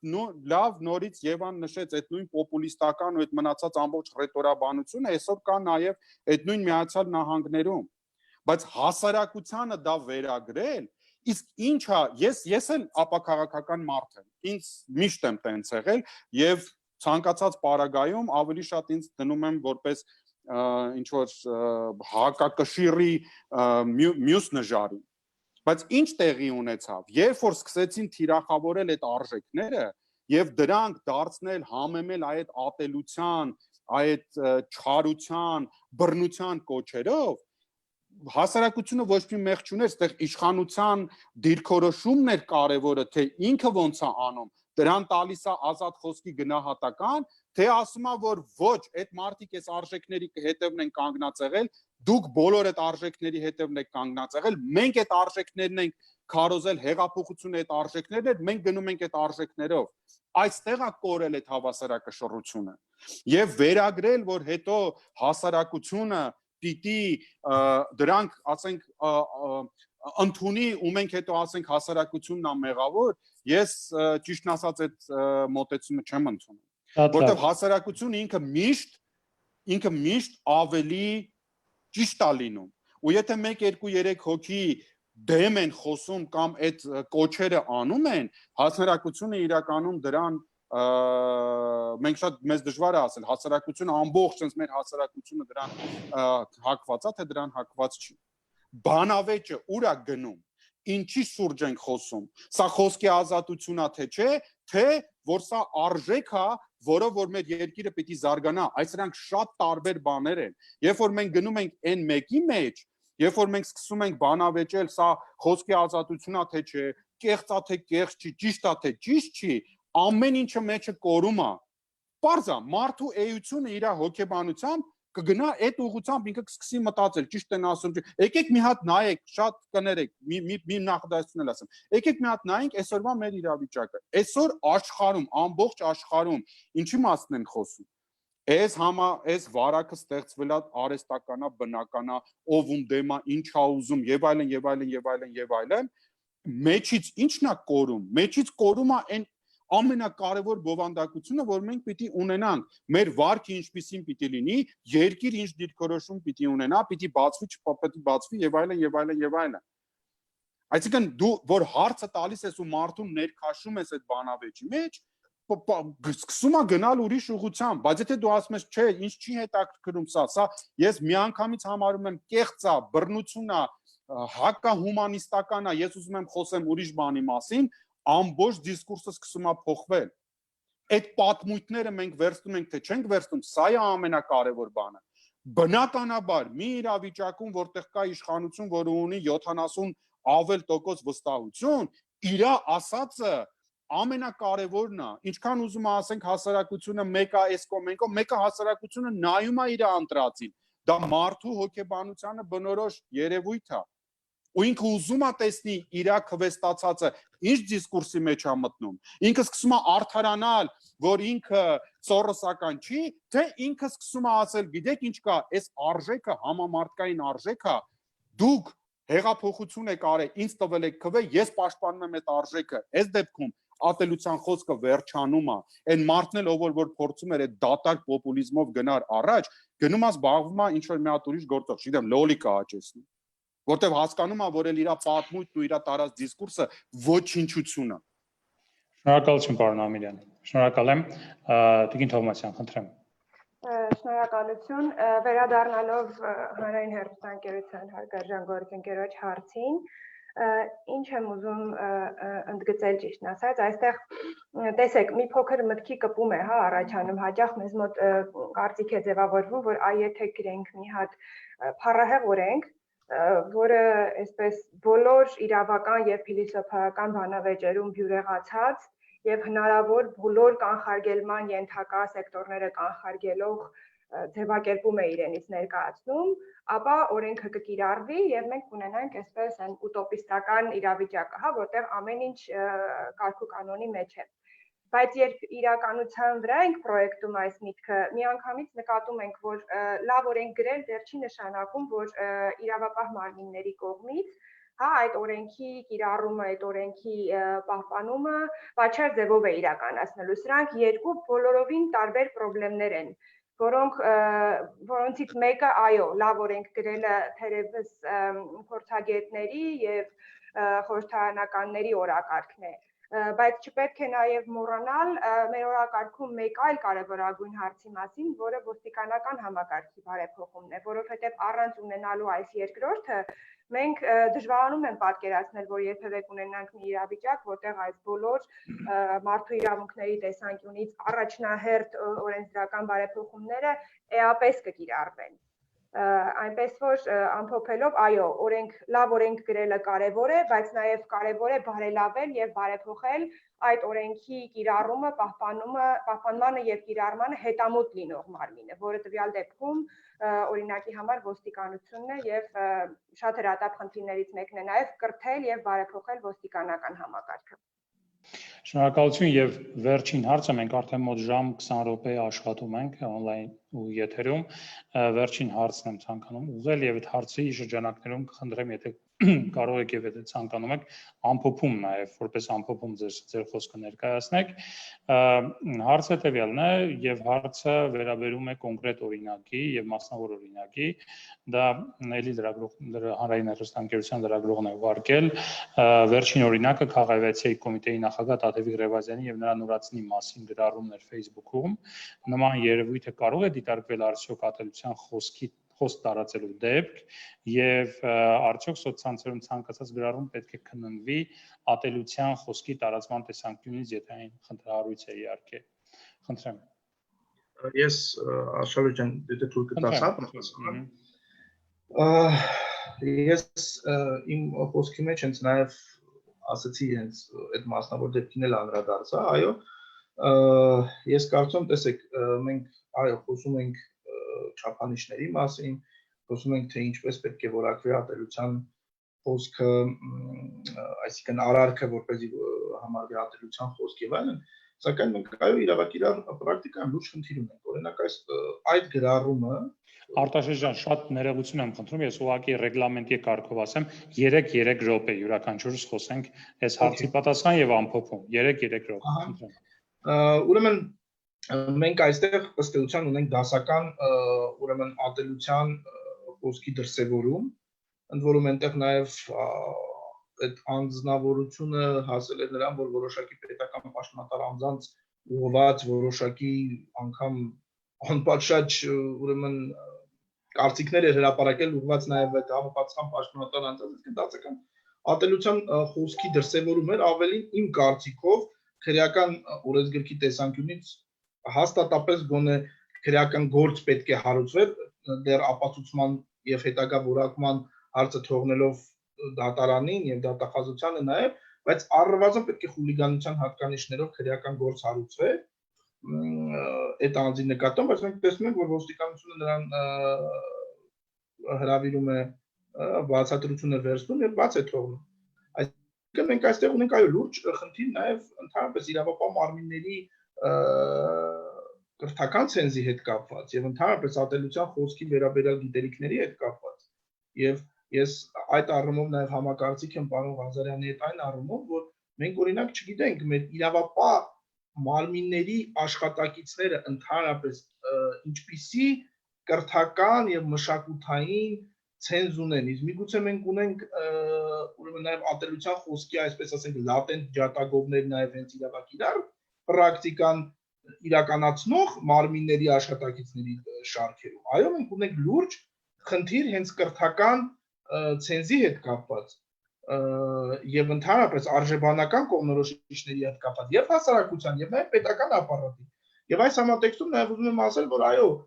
Facebook-ի հրապարակային ամենանդեպս ստատուսները առնվազն այն ստատուսները, որոնք որ այսպես ասենք բաց են, public են, այլ ոչ թե միայն տվյալ անձի ընկերների շրջանակով են, պարփակված, այո, պետք է գտնվեն համապատասխան իրավասու պետական մարմինների ուշադրության կենտրոնում, հնարավոր հանցակազմի պարունակության հնարավորության հետ կապված։ Եվ մենք պետք է նաև սկսենք, ինձ թվում է, իրավակիրառ մարմինների մասին է խոսքը, իրավապահ մարմինների, ընդհանրապես սոցիալական հարթակները դիտարկել այն նույն հարթության մեջ, ինչ մենք օրինակ կդիտարկենք, չգիտեմ, հրապարակում, փողոցներում որոշակի անպարկեշտ գործողություններ, վիրավորանքներ, հայոյանքներ եւ նման վարկագծի դրսևորումների նկատմամբ ինչպիսի մոտեցում որ կորթեգրեին իրավակիրառ մարմինները, նույնը պետք է անել սոցիալական հարթակներում, որովհետեւ երբեմն այդ սոցիալական հարթակներին հետևողների քանակը կարող է անգամներ գերազանցել, ասենք, այսինքն արդեն վիզուալ տիրույթում անձանց այդ վարկագծին հետևողների կամ ականատեսների քանակը։ Շնորհակալություն Արտաշես ջան, շնորհակալ եմ։ Պարոն Խանդարյան, խնդրեմ։ Շնորհակալություն, ես եւս կարծում եմ, որ այդ գրառման մեջ կային ատելության խոսքի տարեր սեռի հիմքով ուրեմն ատելության խոսքերի, բայց հստակ գնահատական չեմ կարող տալ, ես իրավաբան չեմ եւ իրավաբանների կարծիք ես առումով ավելի արժեքավոր է կարծում եմ եւ ես եւս երբ որ առաջին անգամ տեսա իմ մոտ եւս տպավորություն է որ այստեղ կան խուլիգանության տարեր եւ ես սրան ենթադրում եմ որ պետք է այլ իրավական գնահատական պետք է տրվեր իսկ ինչ վերաբերում է ընդհանրապես սոցիալական ցանցերում շատ բարդ հարց եք տալիս երևի ես կարգավորումների ամենաբարդ հատվածն է թե սոցիալական ցանցերում ինչպես ենք մենք հետևելու այդ հետևելու կանխարգելման ատելության խոսքի բայց այստեղ էլի վերադառնում ենք կրթությանը եւ մեդիագրագիտությանը եւ այստեղ այս պահին միանգամյա եւ վերջնական լուծում տալը կարծում եմ անհնար է դա պետք է ավելի երկարաժամկետ աշխատանքի եւ ռազմավարության միջոցով արվի իսկ ընդհանրապես անդրադառնալով երևույթին եւ արժեքներին, որոնք կային 2018-ին եւ որոնք շարունակում են մնալ հիմա, այստեղ ես կարծում եմ բանավեճ չկա այս հարցում, միանշանակ է, որ մարդու իրավունքների պաշտպանությունը աներկբայորեն բարձրագույն արժեք է, բռնությունը, ատելությունը անընդունելի է եւ գուցե այս արժեքները պաշտպանելու եւ կյանքի կոչելու, հա, եւ բարեփոխումները կյանքի կոչելու մոտեցումները տարբերվում են եւ քննարկման են արժանի, բայց որ այս արժեքները չափազանց կարեւոր են եւ դրանք որևէ կերպ չեն կարող ստորադասել այլ արժեքների, այստեղ կարծում եմ քննարկման ենթակա է, շնորհակալ եմ։ Շնորհակալություն, պարոն Ղազարյան։ Ատելության խոսքը թե ոչ դժվար է ասել, գուցե ոչ, որտեղ այնտեղ որոշ տարեր կարող է պակասվել, բայց դա կարևոր չէ ատելության խոսքը թե ոչ։ Կարևորը որ դա անօրինական խոսք է, որովհետև դա վիրավորանք է, որովհետև դա վուլգար խոսք է։ Ուսի դա պետք է կարգավորել։ Ես համաձայն եմ Արտաշեսի հետ, որ այո, դա լավ է նոր քաղաքականություն, դա կարող է նույնիսկ որակվել խուլիգանություն, մի փոքր դժվար կլինի, եւ այս իմաստով ես նույնիսկ մտածում եմ Արտաշես, որ վարչաիրավական տիրույթում արդեն պետք է մտածել հարկադրանքի միջոցներ կիրառել, եթե քրեայրավականում բարդ է, որովհետև միայն վարչարությունն եւ քրեայրավական տիրույթն է, որ կարող են լայնորեն կարգավորել դաշտը։ Այո։ Ուղղակի դրա համար մեզ պետք է պետաշխանական ֆունկցիաներով օժտված մարմին ունենանք, բայց մենք որոշեցինք հավասարության խորհուրդը տանել օմբուդսմենի գրասենյակի ներքո։ որը իհարկե լավ է, բայց լավ չէ նրանով, որ չի կարող վարչական տուժի ենթարկել օմբուդսմենը։ Այդ իմաստով լավ կլներ մենք ունենայինք ամբողջությամբ ինքնակարգավորող մարմին եւ նա կարող էր նման անձանց, եթե քրեիրավականը չի շոշափում, վարչաիրավականով տուժի ենթարկել եւ վարչաիրավականի նպատակն է իհարկե կարգավորումը։ Բայց ես կուզենա իսկապես այո, որ մենք սկսենք մտածել, որովհետեւ այդ մարդու արածը իսկապես խուլիգանությունն է, որովհետեւ նա ոչ միայն վիրավորեց Տաթևիկին, այլև ինքը անթաքուց առամարան դրսևորեց հանրային կարգի նկատմամբ։ Դա խուլիգանության անցակալն է։ Ուստի լավ կլինի այդ քրեական քաղաքականությունը, ինչպես դուք նշում եք, ներմուծվի։ Եվ դա կարող է լուրջ հակազդող ազդեցություն ունենալ, որովհետեւ բարձր նայեցնում մյուսները այլևս կաշխատեն չկրկնել դա։ Դա կարող է լինել պարոն Խանդանյան որպես առաջին քայլը։ Ուստի պետք է գուցե մտածել քրեական քաղաքականությունը խրախուսել մեր իրապահ մարմինը, գիտեք, եթե դուք խուլիգանություն լայն մեկնաբանել, դրանից ոչինչ չի տուժվի, եւ դա կարծես թե ազատ խոսքին էլ չի հարվածի, որովհետեւ նման խոսքը, վուլգար խոսքը, որևէ կերպ, որևէ պաշտպանական, ազատ խոսքի պաշտպանական համակարգի տակ չի անցնում։ Իսկ ատելության խոսքը թե ոչ, այս իմ ասացի կոնտեքստում արդեն հաստատ դառնում է երկրորդական, այդպես չէ։ Ատելության խոսքը թե ոչ, կներեք։ Դա դառնում է երկրորդական, եթե մենք գտնում ենք մեխանիզմներ պայքարելու նման անօրինական խոսքի դեմ, արդեն երկրորդական է, ատելության խոսքը, թե վիրավորանք է, թե վուլգար խոսքը, դա հակաօրինական, հակահասարական վարքագիծ է։ Այսքան է, շնորհակալություն։ Արշալու ջան, ուղղակի մի կարճ ռեմարկ հենց պարոն Ղազարյանի նշածի, տեսեք, հենց իրավապահ մարմնի այս այսպես ասած վախվորած եւ ոչ հետեւողական դիրքորոշման արդյունքում հենց այդ անձնավորության հետ կապված ինքը շարունակում է նմանաբնույթ հայրախառն ստատուսներ գրել իր սոցիալական էջում, այսինքն այո, թեկուզ լինի վարչական կամ վարչաիրավական պատասխանատվություն թե քրեական, այդ պատասխանատվության բացակայությունը ծնում է նոր նմանատիպ իրավախախտումներ ու այդ մարդը այդ շարունակաբար նույն վարքագիծն է դրսևորում։ Շնորհակալություն։ Այո, մենք Ռևազյանին չեն կարող ասել գնա քաղաքացիական դատարան, որովհետև դա կտևի 3 տարի։ Եվ հասարակությունը կտուժի դրանից։ Եվ նույնիսկ Ռևազյանը կտուժի դրանից, եթե 3 տարի պետք է քաղաքացիական դատարանում իրավական պաշտպանության միջոց փոխվի։ Շնորհակալ եմ։ Շնորհակալություն, պարոն Ամիրյան, խնդրեմ։ Ես մի քանի շատ կարճ մտքեր ասեմ, որպես ամփոփում։ Ես կարծում եմ, որ այս ատելության խոսքի իրավիճակը եւ դրա շուրջ հիմա բոլոր աշխատանքները պիտի դուրս գան նեղ իրավաբանական քննարկումներից եւ լուծումներից։ Ես բացարձակ դեմ չեմ, որ լինի օրենք, որը որ կարգավորի իդեալական օրենք, որը որ իդեալական կլինի համոզված է մի քանի տարվա համար, որից հետո իրավիճակը կփոխվի ու ինքը պիտի ելի ենթարկվի փոփոխությունների, դրա հետ եմ համաձայն։ Բայց մենք պիտի ավելի մեծ, ավելի շատ ընդլայնված շրջանակ վերցնենք։ Մենք պիտի խոսենք հակախտրականությունից։ Ատելության խոսքը, ոնց որ պարոն Ղազարյանը նշում էր նախապաշարմունքը առաջի քայլն է, որից որ հաջորդը դառնում է արդեն խտրական վերաբերմունքը ինչ որ մեկի նկատմամբ եւ մեր ամբողջ փիլիսոփայությունը պիտի կառուցվի դրա վրա։ Հակախտրականության մասին խոսելիս մենք պիտի օգտագործենք դա առիթ ցույց տալու համար մենք ինչ երկիր եւ հասարակություն ենք ուզում ունենալ, որն է մեր ապագան, մենք ինչ քաղաքակրթության պիտի դասվենք։ Եվ դրա համար միգուցե պետքա շատ արագ հիմա ընդունել հակախտրականության մասին օրենքը, պարոն Ղազարյանի ասած օգտագործել բոլոր հնարավորությունները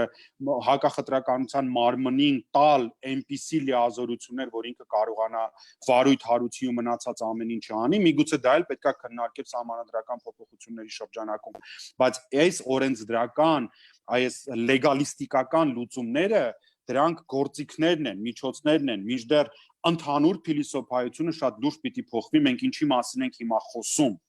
Այսինքն մենք ուր ենք գնում, մենք ինչ երկիր ենք ուզում ունենալ, մեր հասարակության հետագա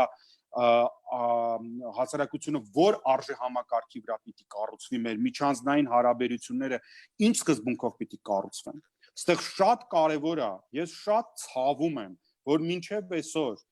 գիտական, համասարանական կրթական միտքը մարդիկ ու ինստիտուտները չկան այս ամեն ինչում։ ես շատ ցավում եմ, որ խոսելով ատելության խոսքի եւ հակախտրականության մասին, մեր եկեղեցին չկա այսօր ու չի խոսում դրա մասին։ Մեր քննարկումները, ես խորը վստահում եմ մեր իրավաբաններին եւ համոզված եմ, որ կգտնեն ամենալավ լուծումները եւ կարող եմ ասեմ, այո, կարող են գրել շատ լավ օրենք, որը լավ կլինի, բայց հարցի քննարկումը հասարակության հետ ու հասարակության համար պիտի դուրս գա եւ դառնա շատ ավելի լայն, որ մենք բոլորս հասկանանք, որ մենք գնում ենք հանդուրժող եւ իրավունքի հիման վրա, իրավունքի հիմքի վրա հասարակություն կառուցելուն եւ վերջի նախադասությունից երեք նենց ստացվեց, որ չգիտեմ, երեք Բրոդսկու ծնունդն էր ու ես ինչ որ բաներ էի նայում իր Յոսիֆ Բրոդսկի բանաստեղծ Նոբելյան մրցանակակիր։ Ու ինչ էր ինքը ասում, որ շատ կարևոր է, որ մարդ առաջինը զգա ինքը ազնիվ է, թե ազնիվ չի, արդար է, թե արդար չի, արել է ինչ որ մի բան ուրիշի նկատմամբ վատ կամ լավ, ցավ պատճառել է ինչ որ մեկին, անարդար եղել է ինչ որ մեկի նկատմամբ։ Առաջինը այդ իր խոսքերն եմ ասում, կարևոր է այդ հարցերը տալ, հետո նոր ասել, ես ռուս եմ, հրյա եմ, թե չգիտեմ ինչ եմ։ Եթե մենք այս սկզբունքներն ենք որդեգրում մեր հասարակությունը կառուցելու համար, ինչ մարդ եմ ես, ուրիշի հետ ինչ հարաբերություններ եմ կառուցում, ու այս դեբատի մեջ գան շատ մարդիկ ին թվարկած նաև կառույցները,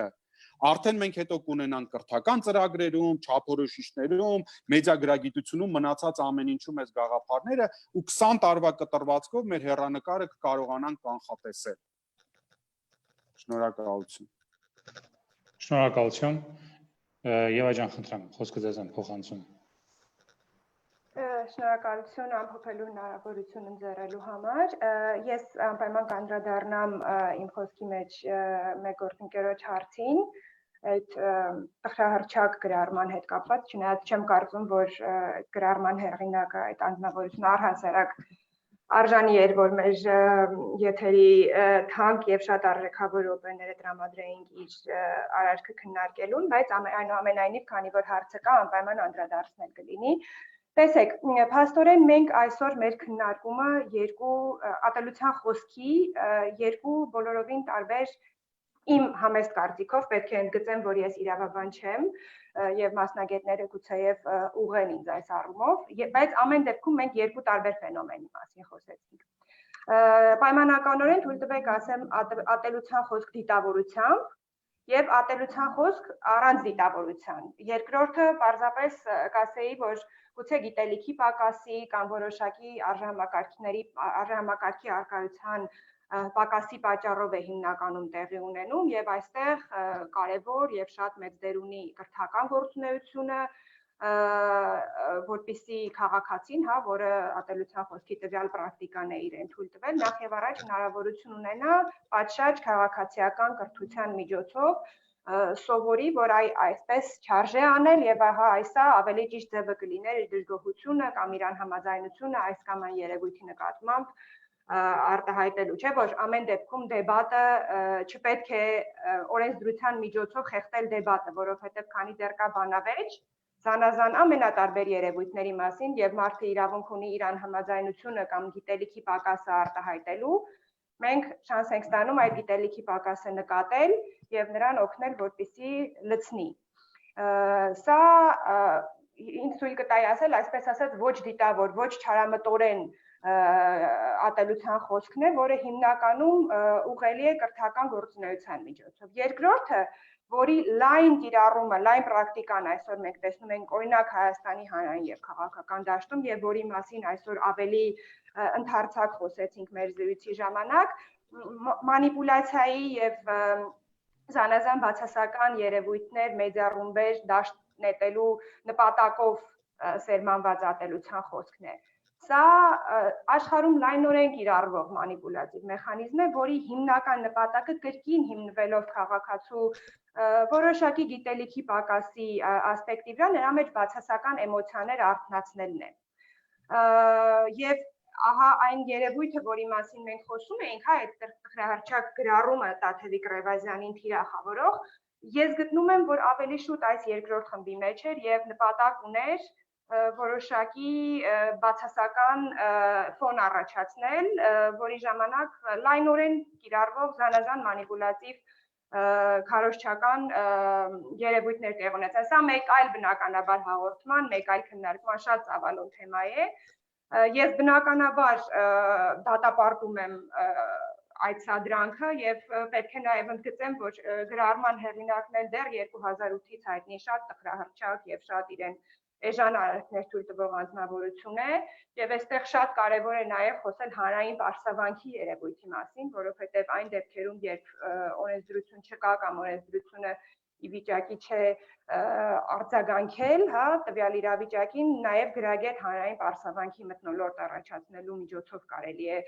կանխարգելել կամ գոնե հակադարձել զանազան անցանկալի, անթույլատրելի երևույթներին։ Եվ վերջին նախադասությամբ ամփոփելով, իհարկե ցանկացած դրսևորման դեպքում թե ատելության խոսքի, թե խտրական խոսքի պետք է իրարից անբաժան լինեն թե թիրախավորված եւ ժամանակին նախաձեռնված օրենսդրական գործունեությունը, թե քաղաքացիական կրթությունը, որը պետք է միշտ լինի քաղաքացու կողքին եւ նրան օգնի հասկանալ, վերլուծել եւ մարսել ամենակարևոր արժեքները եւ այդ միջոցով նաեւ պաշտպանվել մանիպուլյացիայից եւ չդառնալ, չգիտեմ, զանազան բացասական վատ եւ վաճելի նպատակներով զանազան խոսույթներ դաշտ արտանետող խաղացողների, դերակատարների զոհը։ Շնորհակալություն եւս մեկ անգամ բոլոր բանախոսներին եւ շնորհակալություն նաեւ հոդված 3 ակումբին այս նախաձեռնության համար։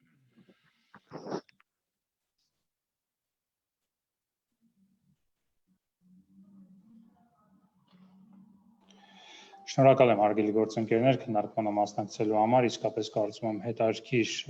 քննարկում ստացվեց եւ բավական առարկայական մենք խոսեցինք թե մասնավոր օրինակներին անդրադառնալով եւ թե ընդհանուր երևույթներին անդրադառնալով խնդրող առարկայի հետ կապված։ Ինձ մնում է հիշեցնել, որ մենք քննարկեցինք ատելության խոսքի դեմ պայքարի օրենսդրական ուրեմն ուղիները Հայաստանում։ Մեր բանախոսներն են Սարգիս Խանդանյան, Արա Ղազարյան, Արտաշես Խալացյանը, Դավիթ Ամիրյանը եւ Եվա Թովմասյանը։ Քննարկումը կազմակերպվել ատելության խոսքի դեմ պայքարի հարթակ ծրագրի շրջանակներում Ֆրիդրիխ Նաումանի հանուն ազատության հիմնադրամի ֆինանսական աջակցությամբ եւ Civilnet TV-ի հետ համագործակցությամբ։ Շնորհակալություն ձեզ, մինչ նոր հանդիպում։ Շնորհակալություն։ Շնորհակալություն։ Շնորհակալություն։